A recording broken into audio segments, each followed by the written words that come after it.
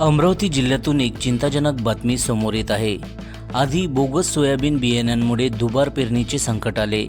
आता पावसाने अचानक दडी मारल्याने शेतकऱ्यांवर तिबार पेरणीची वेळ येण्याची भीती निर्माण झाली आहे। अमरावती जिल्ह्यात गेल्या 8 दिवसापासून समाधानकारक पाऊस झालेला नाही। यामुळे सोयाबीन आणि कापूस पिके कुमेजू लागली असून शेतकरी मोठ्या चिंतेत आहेत। यावर्षी जिल्ह्यात सुमारे 90% पेरण्या पूर्ण झाल्या आहेत।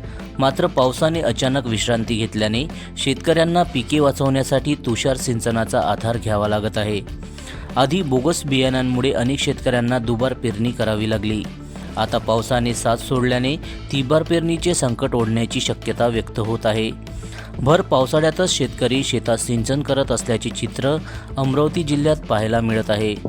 शेतकऱ्यांच्या म्हणण्यानुसार वेळेस पाऊस न झाल्यास सोयाबीन आणि कापूस पिकाचे मोठे नुकसान होऊ शकते।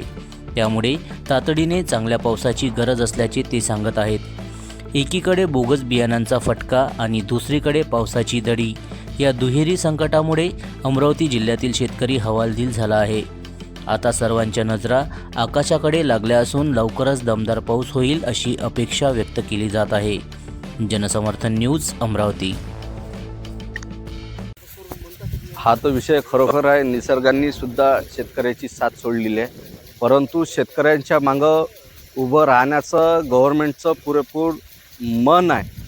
परिस्थिती तशी आहे, शेतकऱ्यांची आता कर्जमाफी केली, परंतु कर्जमाफीतून हा विषय सुटणार नाही।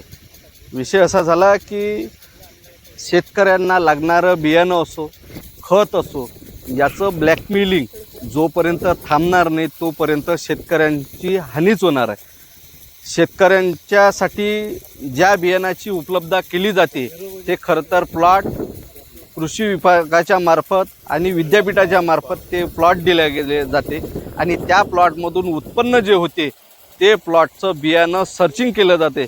त्या सर्चिंग केल्याच्या नंतर गव्हर्नमेंटचे जे काही अधिकारी आहे, म्हणजे एखादा जिल्हा कृषी अधिकारी असो, TMO असो, तालुका कृषी अधिकारी असो, यांच्या मार्फत बियाण्याची पासिंग केल्यानंतर ते खरं तर मार्केटमध्ये आले पाहिजे, परंतु असं होताना दिसत नाही।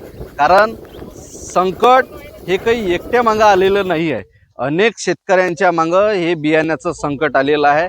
या संकटात कंपनी जेवढी दोषी आहे त्याच धर्तीवर अधिकारी सुद्धा या दोषी आहे। कारण तू अधिकाऱ्यानं पासिंग केल्याशिवाय बॅगा भरल्या जात नाही। प्रामुख्याने असं असताना हे बियाणं आलं कुठून हे जर कृषी डिपार्टमेंटच्या अधिकाऱ्याला माहीत नसेल तर हे काय उन्हाळ्याच्या AC मध्ये AC लावून काय झोपा काढत होते काय? प्रामुख्याने हा प्रश्न उपस्थित होते। शेतकऱ्यांचं एक वेळा सोयाबीन पेरलं, एका एकराला कालांतरानं एका बॅगीच्या मागं 20 ते 25 हजार रुपये खर्च येतो।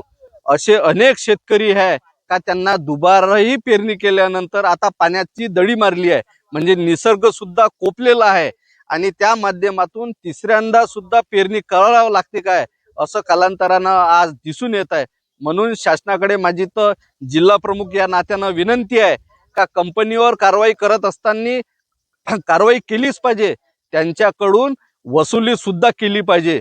ज्या शेतकऱ्यांचं नुकसान झालं असेल त्यांना नुकसान भरपाई सुद्धा दिली पाहिजे आणि ज्या अधिकाऱ्यांचा यामध्ये रोल असेल त्यांना सर्वांना सस्पेंड करून चालणार नाही, त्यांच्यावर चांगले ताशेरे ओढून त्यांच्या सुरेश बुकामध्ये नोंद करून त्यांना सस्पेंड केलं पाहिजे आणि त्यांना समज सुद्धा दिली पाहिजे। यानंतर असे बियाणं प्रामुख्यानं मार्केटात येऊ नये याकडे गव्हर्नमेंटनं लक्ष दिलं पाहिजे, एवढीच माझी विनंती आहे।